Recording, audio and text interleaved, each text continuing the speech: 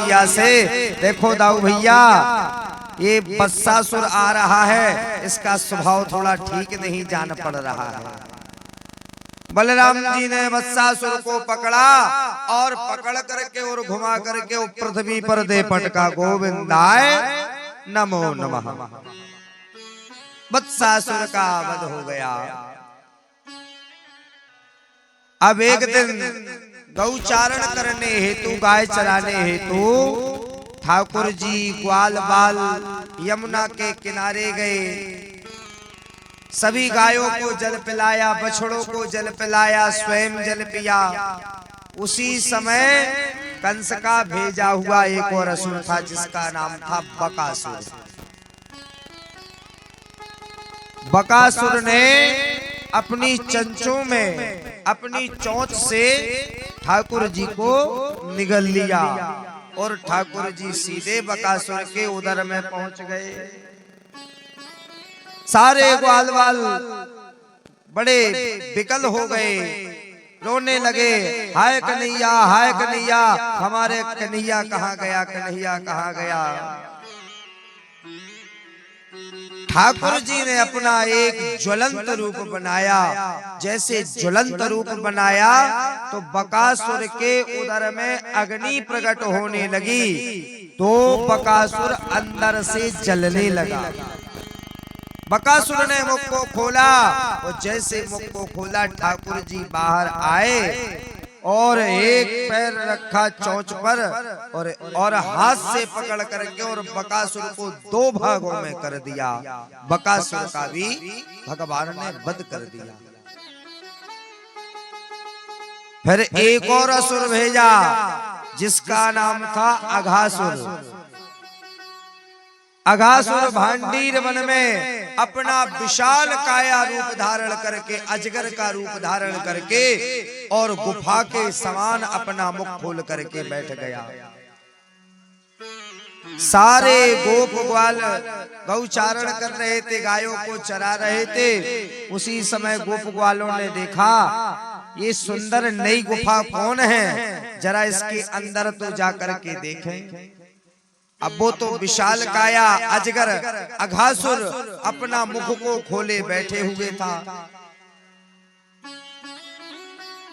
सारे गोप ग्वाल अघासुर के मुख में पहुंचे और भगवान ने विचार किया कि ऐसे तो उसके विष से सारे गोप ग्वाल मर जाएंगे, इसलिए ठाकुर जी भी अघासुर के मुख में प्रवेश कर गए। बोलो राधे राधे। अघासुर के मुख में प्रवेश कर गए और प्रवेश करते ही अघासुर ने अपना मुख बंद कर लिया। भगवान ने चतुर्भुजी रूप धारण करके और अपने सुदर्शन के द्वारा कर दिया, अघासुर का भी वध कर दिया और सारे गोप ग्वालों को अजगर के भय से मुक्त करा करके और बाहर निकल आए।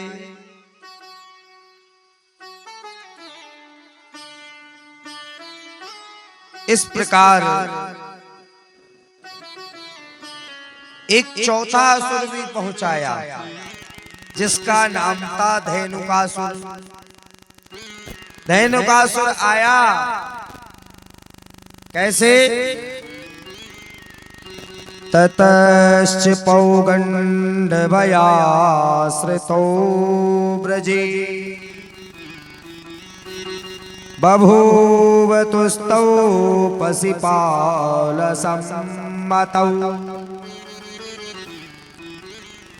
गाश्चारयन्तो सखवी समं पदैः वृंदावनं पुण्यमतीव चक्रतुः। अब भगवान पौगंड अवस्था के लिए प्राप्त हो गए। भगवान की पौगंड अवस्था को देख करके धेनुकासुर आया और भगवान की गायों में सम्मिलित हो गया। जैसे गायों में सम्मिलित हुआ उसी समय भगवान जान गए कि ये गायों को मारने वाला है। भगवान ने तुरंत धेनुकासुर को पकड़ा और पकड़ करके और घुमा करके 1000 योजन दूर फेंक दिया। धेनुकासुर का भी वध हो गया। बोलिए गोविंद भगवान की जय हो।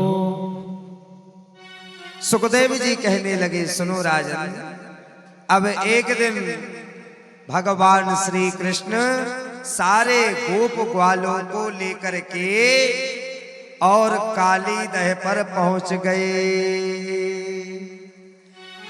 सारे गोप ग्वाल काली दह पर पहुंच गए और काली दह पर खेल प्रारंभ हो गया। बोले वृंदावन बिहारी लाल की जय हो। काली दह पे खेलन आयो रे,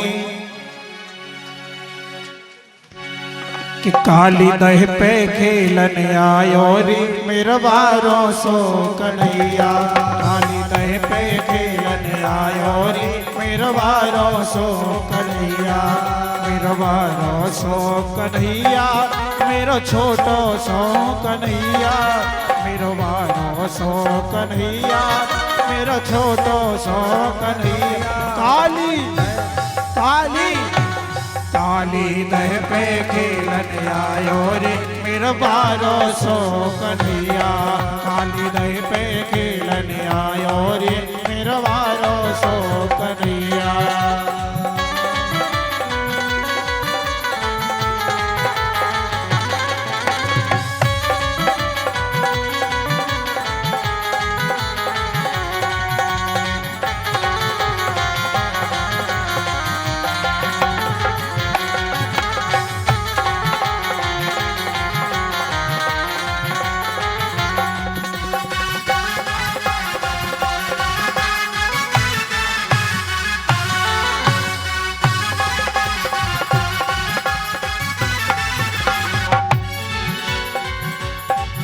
अरे काहे की पट गेंद बनाई, काहे की पट गेंद बनाई, काहे की पट गेंद बनाई, काहे की पट गेंद बनाई, काहे की पट गेंद बनाई, काहे की पट गेंद बनाई।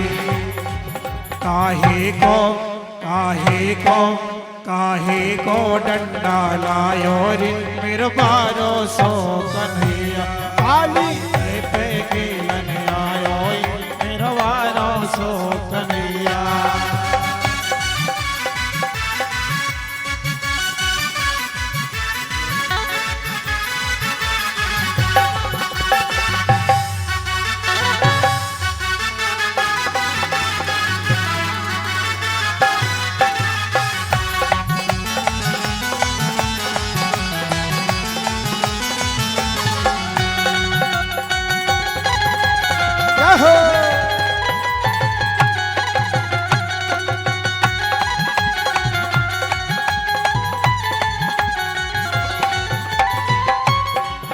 अरे रेशम की पट गेंद बनाई, रेशम की पट गेंद बनाई, रेशम की पट गेंद बनाई, रेशम की पट गेंद बनाई, रेशम की पट गेंद बनाई, रेशम की पट गेंद बनाई।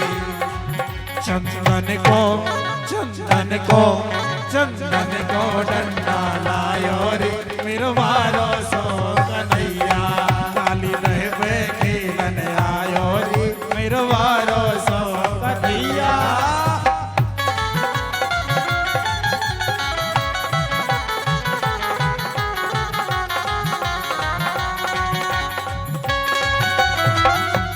जय हो।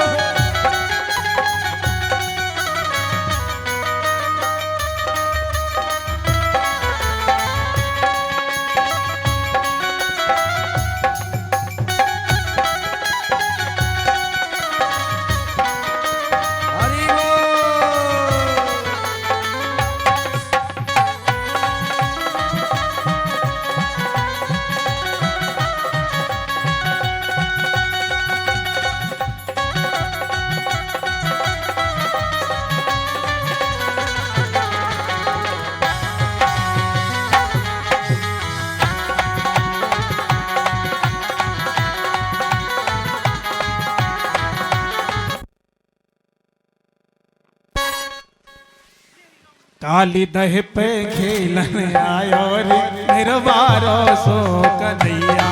काली दह पे खेलन आयो रे निर्वारो सो कन्हैया। और अरे मारी टोल गेंद गई गंग में, मारी टोल गेंद गई गंग में। जैसे ही भगवान कन्हैया ने गेंद में छक्का मारा तो सीधी गंगा में गई। अरे मारी टोल गेंद गई गंग में, मारी टोल गेंद गई गंग में, मारी टोल गेंद गई गंग में, मारी टोल गेंद गई गंग में। अरे गेंद के हाँ गेंद के, अरे गेंद के संग में धायो रे मेरा बारो सो कन्हैया। काली दह पे खेलन आयो रे मेरा बारो सो कन्हैया।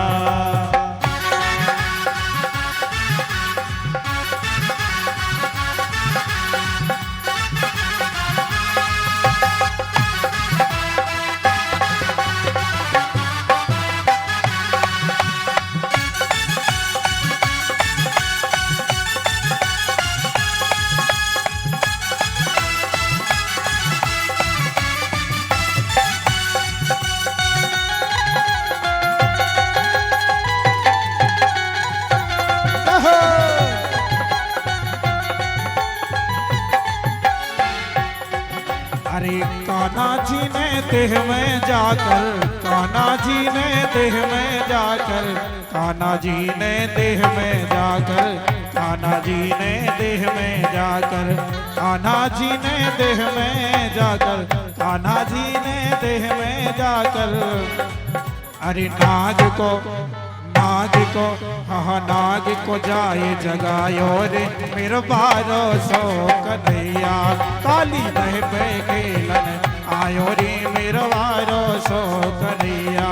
काली दह पे खेलन आयो रे मेरा बारो सो कन्हैया।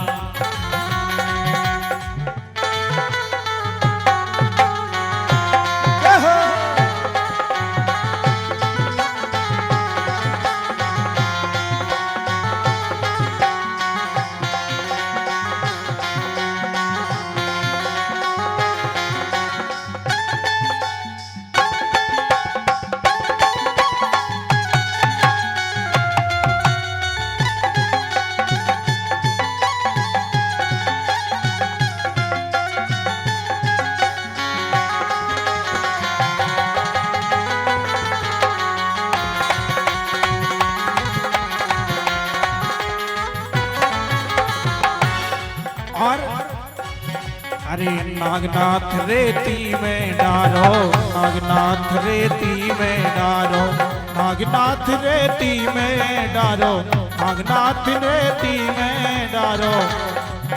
अरे फन पे हाँ फन पे, अरे फन पे बेन बजायो रे मेरा बारो सो कन्हैया। काली दह पे खेलन आयो रे मेरा बारो सो कन्हैया। काली दह पे खेलन आयो रे मेरा बारो सो कन्हैया। काली दह पे खेलन आयो रे मेरा बारो सो कन्हैया। मेरा छोटो सो कन्हैया, मेरा बारो सो कन्हैया, मेरा बारो सो कन्हैया। बोलिए कृष्ण कन्हैया लाल की जय हो। खेलते खेलते गेंद यमुना में प्रवेश कर गई और जैसे यमुना में प्रवेश करी तो कन्हैया ने कहा कि गेंद लेने के लिए हम ही जाएंगे। अब सारे गोप ग्वाल जानते थे कि इस यमुना के अंदर विशाल काया कालिया नाग है और उसका जहर इतना प्रकोपमय है कि यमुना के ऊपर से जो पक्षी भी निकलता था तो वो यमुना में गिर करके और मर जाया करता था। जो गाय यमुना का जल पीती थी वो गाय मर जाती थी, जो बछड़े जल पीते थे वो भी मर जाते थे। ठाकुर जी यमुना जल के अंदर प्रवेश कर गए और जैसे ठाकुर जी प्रवेश किए सारे ब्रजवासी हाहाकार मच गया। मैया यशोदा के लिए पता चला, नंद बाबा के लिए पता चला। वहां पर रो रो करके ब्रजवासियों का बुरा हाल हो गया। और कन्हैया जैसे भीतर पहुंचे, उसी समय कालिया नाग शयन कर रहा था। तो नाग पत्नियों ने देखा कि एक कोई बालक आया है। उस बालक की ओर देख करके नाग पत्नियों ने कहा कि तुम यहां से वापस चले जाओ, नहीं तो यदि अगर हमारे पति परमेश्वर जाग गए तो बड़ी गड़बड़ी हो जाएगी। बस वार्तालाप कर ही रहे थे, उसी समय कालिया नाग शयन मुद्रा से उठा और कालिया नाग कहने लगा घोर शब्दों से, कौन है ये बालक, कौन है और यहां पर कैसे आया है। अब कन्हैया ने कहा कि देखो हम कौन हैं और किस लिए आए हैं, हमारा प्रयोजन अभी आप भली भांति जान जाओगे। कालिया नाग ने अपनी पूंछ से भगवान को बंधन बना लिया। भगवान ने एक मुष्टि का प्रहार किया, कालिया नाग ने छोड़ दिया। अब कालिया नाग और भगवान के मध्य में द्वंद्व युद्ध छिड़ गया। कालिया नाग भगवान को जकड़ लेवे और भगवान मुष्टिक का प्रहार करे। और अंत में जब कालिया नाग के मस्तक पर भगवान ने एक मुष्टिक का प्रहार किया, कालिया नाग के मुख से रक्तपात ही रक्तपात होने लगा, खून गिरने लगा, विष गिरने लगा। अब कालिया नाग जान गया कि ये कोई साधारण बालक नहीं है। अपनी 8 पत्नियों के सहित कालिया नाग हाथ जोड़ करके और भगवान की स्तुति करने लगा। स्तुति में क्या कहने लगा, कृष्णाय वासुदेवाय देवकी नंदनाय च नंद गोप कुमाराय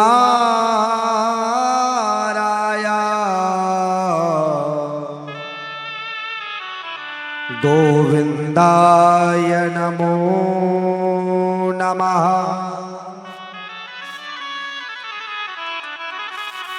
नमोस्तु नंताय सहस्त्रमूर्तये सहस्त्रपादा शिशरोर्वाहवे सहस्त्रनामने पुरुषाय शाश्वते सहस्त्रकोटि युगधारणे नमः। कालिया नाग सहित 8 पत्नियों ने भगवान की स्तुति की। अब कालिया नाग का यहाँ आने का प्रयोजन क्या था यमुना में। एक बार की बात है कि भगवान के वाहन है गरुड़, और गरुड़ सर्पों के हंता है, पक्षीराज गरुड़। तो एक दिन सर्पों की सभा लगी, गरुड़ जी के लिए बुलाया गया। गरुड़ जी आए और जब गरुड़ जी आए तो गरुड़ जी से कहा, देखो इस प्रकार हमारी सर्प जाति नष्ट हो जाएगी। आप को यदि अगर सर्प का भोजन चाहिए तो यहाँ पर पीपल के वृक्ष के नीचे 1 महीने में तुम्हें एक मरा हुआ सर्प या जीवित सर्प मिलेगा, एक सर्प अवश्य मिलेगा।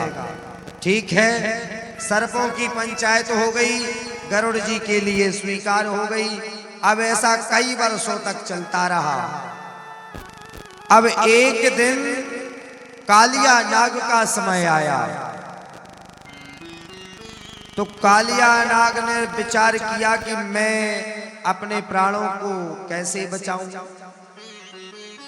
तो कालिया नाग ने एक मरा हुआ सर्प उस पीपल के वृक्ष के नीचे डाल करके और अपनी 8 पत्नियों को लेकर के और यमुना के पास में आ गया। गरुड़ जी अब यमुना के पास में नहीं आ सकते। क्यों?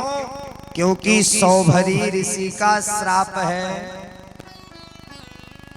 गरुड़ के लिए सौभरी ऋषि का श्राप है, इसलिए गरुड़ यमुना के पास में आ नहीं सकते।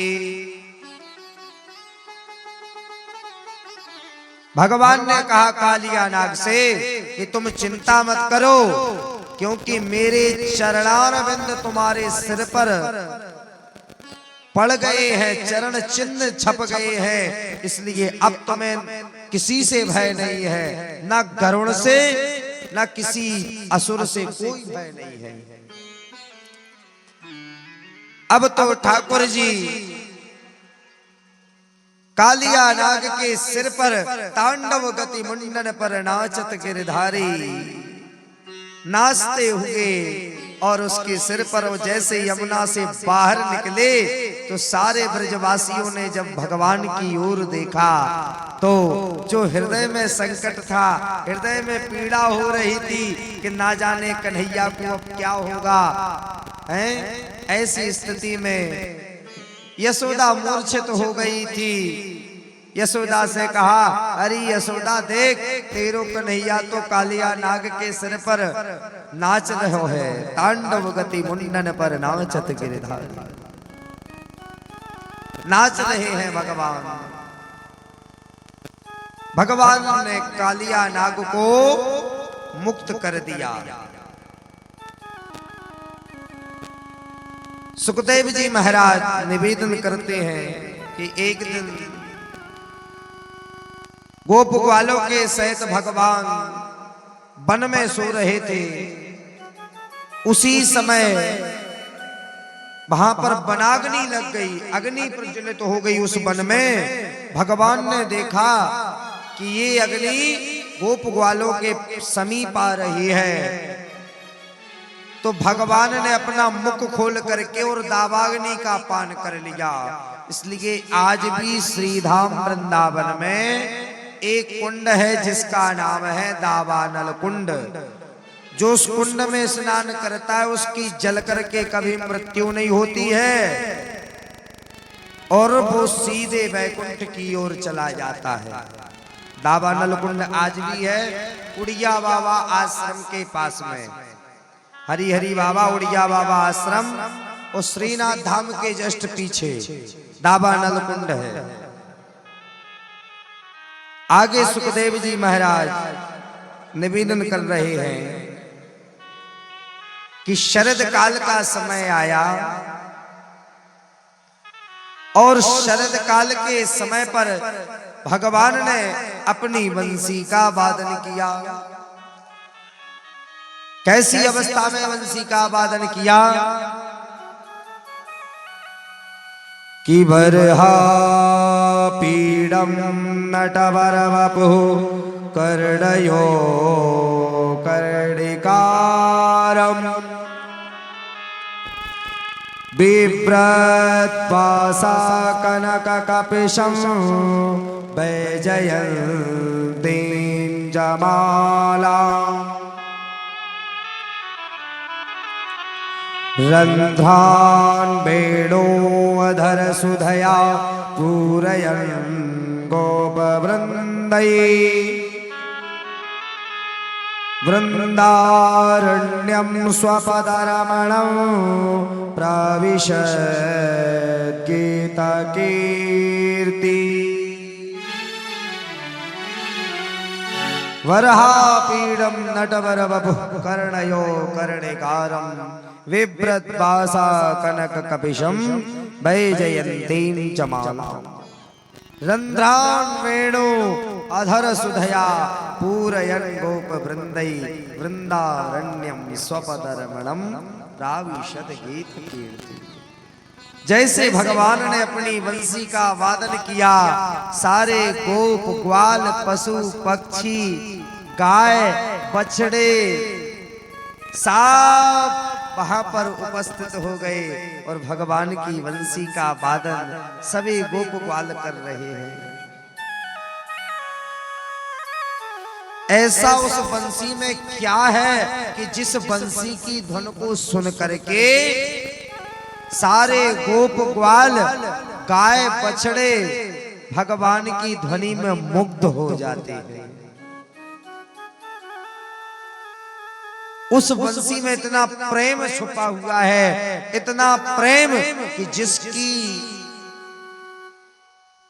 असीम कृपा और हम और आप अपने मुख से उस बंसी की का व्याख्यान करने में समर्थ नहीं है। भगवान की बंसी का नाम क्या है? महानंदा। क्या नाम है उस बंसी का? महानंदा। और ऐसा उस महानंदा ने अपने पूर्व जन्म में कौन से ऐसे कर्म किए होंगे कि जो सीधे भगवान के अधरोष्ट पर जाती है, सीधे अधरों पर। कोई तो भगवान के दर्शन करने में हजारों वर्षों तक, करोड़ों वर्षों तक तपस्या करते हैं, परंतु इस बंसी ने ऐसा कौन सा पुण्य किया कि जिसके प्रताप से भगवान के सीधे अधरोष्ट पर है, ओठों पर है। रंध्रान वेणु अधर सुधया, अधरों पर है। पूरे अनगोप वृंदई। और जैसे बंसी का वादन सुना करते थे, सारे गोप ग्वाल मंत्र मुक्त हो जाते थे। ऐसे लगता था कि जैसे कोई प्यासा के लिए पानी मिल जाए और वो प्यासा व्यक्ति जल से पूर्ण हो जाता है। भूख लगने पर उसके लिए भोजन मिल जाए, भोजन के बाद में उसकी उदर पूर्ति हो जाती है। उसी प्रकार सारे ब्रज के वासियों की पूर्ति हो जाती है भगवान की बंसी की वादन से।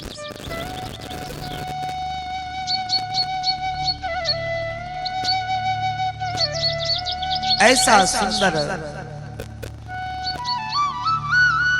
एक बार क्या हुआ कि एक गोपी थी और वो गोपी वहां पर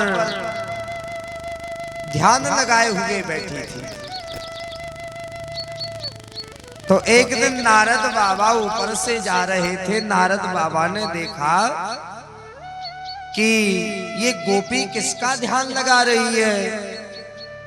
जब भगवान यहीं पर रहते हैं तो ये किसका ध्यान लगा रही है गोपी। नारद बाबा गोपी के पास में पहुंचे और गोपी से पूछा, अरे ब्रजवाला, तुम किसका ध्यान कर रही हो? गोपी ने कहा, अरे बाबा कुछ पूछो मती, जो नंद को छोरा हमारे हृदय में ऐसे चित्त में चिपक के बैठो है कि ये बाहर ही निकल नहीं रहे हो, ये बाहर ही नहीं जाता है। ये नंद को छोरा ऐसो चित्त में समा गयो है। अरे ब्रजवाला, ये तो बता कि कारण क्या है? बोले कारण ये है कि एक दिन में गोदोहन कर रही थी, गाय लगा रही थी, उसी समय नंद को छोरा आयो और मोते कहो कि अरे गोपी, मो को दूध नाय पिलाएगी। गोपी मो को दूध नाय पिलाएगी। तो मैं कन्हैया को दूध पिलाने लगी और जब देखा कि सारा दूध नीचे गिर गया है, सारा दूध नीचे डला है, वहां तो कन्हैया था ही नहीं। वहां पर कन्हैया था ही नहीं। वो जब कन्हैया नहीं था तो सारा दूध पृथ्वी पर गिर पड़ा। इतने में सास आई और सास ने मोह को 1000 गाली दी। सास के मैंने 1000 ताने सुने। अब दूसरे दिन मैं यमुना में जल भरने के लिए गई। उसी समय नंद को छोरा आयो और नंद को छोरा ने कहा, अरे ब्रजवाला गोपी, तनिक मैं हाथ लगवा दूं? बोले हाँ लगवा दे। और जैसे उस पात्र को मैंने उठाया, उस मटकी को उठाया, तो नंद को छोड़ा तो वहां से गायब। और जैसे वो मटकिया पृथ्वी पर गिरी तो पूरी मटकिया फूट गई। अब सास ने मुंह को फिर 1000 गाली दी। अब मैं सास के ताने सुन सुन करके बड़ी बौराए गई, पगला गई, बाबरी है गई भैया। तो मैं यहाँ पर ध्यान इसलिए लगाए हुई हूं ताकि जो नंद को छोड़ा मेरे हृदय से निकल जावे। नारद बाबा विचार कर रहे हैं, अरे भैया देखो तो जिनको पाने के लिए लोग बाग ना जाने क्या क्या करते हैं, हजारों वर्षों तक तपस्या करते हैं, यज्ञ करते हैं, यजन करते हैं, भजन में लगे हुए हैं। क्यों? क्योंकि भगवान के दर्शन प्राप्त हो जाएं। और ये ब्रजवाला तो देखो कह रही है कि मेरे हृदय से नंद को छोरा बाहर निकल जाए। एक बात पक्की है भैया कि जिसको भगवान पकड़ लेते हैं उसको कभी छोड़ते नहीं हैं, और जिसको भगवान छोड़ देते हैं उसको कभी पकड़ते नहीं हैं। ये भगवान का स्वभाव है। आगे सुखदेव जी महाराज निवेदन कर रहे हैं कि एक दिन गोप वालों को लेकर के और गौचारण हेतु निकले। गौचारण करने हेतु निकले तो उसी समय गायों को चराते चराते वन में भूख लगाई। वन में भूख लगाई तो कन्हैया से सारे गोप वालों ने कहा, कन्हैया हमको भूख लगी है। भैया भूख प्यास सताने लगी गोप वालों को। जब सताने लगी तो भगवान ने कहा कि यहीं कुछ दूरी पर एक यज्ञ चल रहा है, उस यज्ञ में जाओ। यज्ञ में गोप ग्वाल गए और कहने लगे कि हमें कुछ भिक्षा दे दो, परंतु कंस के भय के कारण किसी ने गोप ग्वालों को ना भिक्षा दी। गोप ग्वाल पुनः लौटाए और लौट करके कन्हैया के लिए सारा हाल कह सुनाया। अब कन्हैया सारे गोप ग्वालों को लेकर के उसी यज्ञ मंडप में पहुंचे।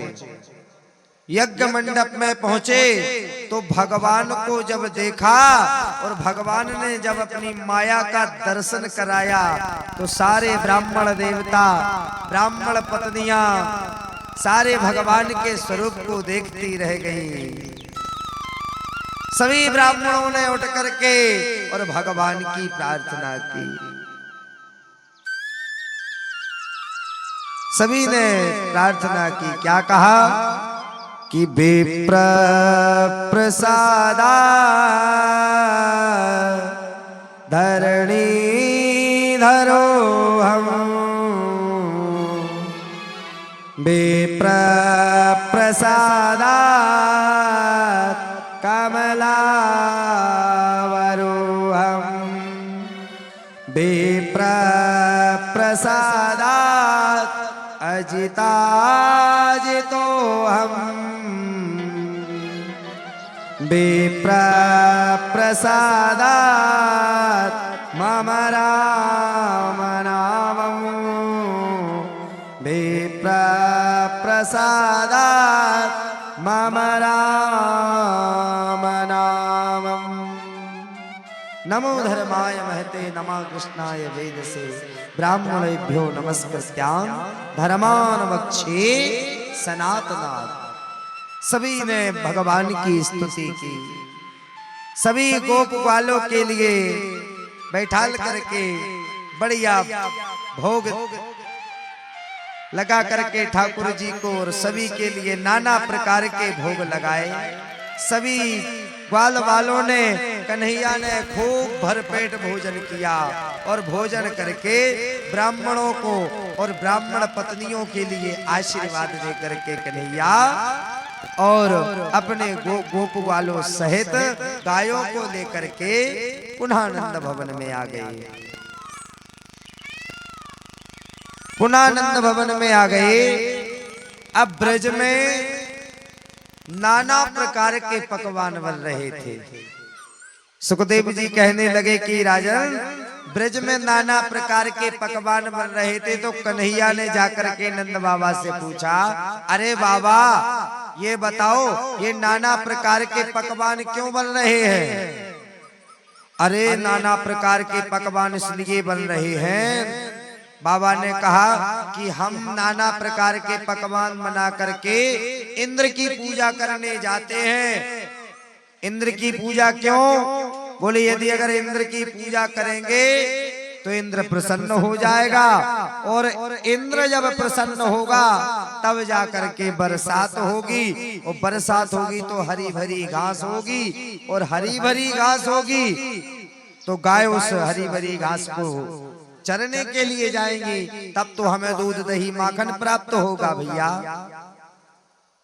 कन्हैया ने कहा कि यदि अगर इस वर्ष इंद्र की पूजा ना करके और गोवर्धन की पूजा करें तो इंद्र की पूजा ना करके यदि अगर हम गोवर्धन की पूजा करें तो अब भगवान की माया बड़ी बलवती है। भगवान ने जैसे कहा तो सभी ने सहर्ष स्वीकार कर लिया। और सारे ब्रजवासी 56 प्रकार का पकवान बना करके और गोवर्धन के पास में पहुंच गए। और गोवर्धन के पास में पहुंचे और वहां पर भगवान का पूजन अर्चन प्रारंभ हो गया। एक रूप से भगवान पूजा कर रहे हैं और दूसरे रूप से भगवान पूजा करा रहे हैं। बोलिए गिरिराज धरण की जय हो। हाँ, पंडित जी आए और यजमान पत्नी के द्वारा गोवर्धन का पूजन कराएं, आचमन करा करके ध्यान आवाहन करा करके भोग लगवा दें। और देखो भैया यहाँ पर पूजन हो करके सभी के लिए एक एक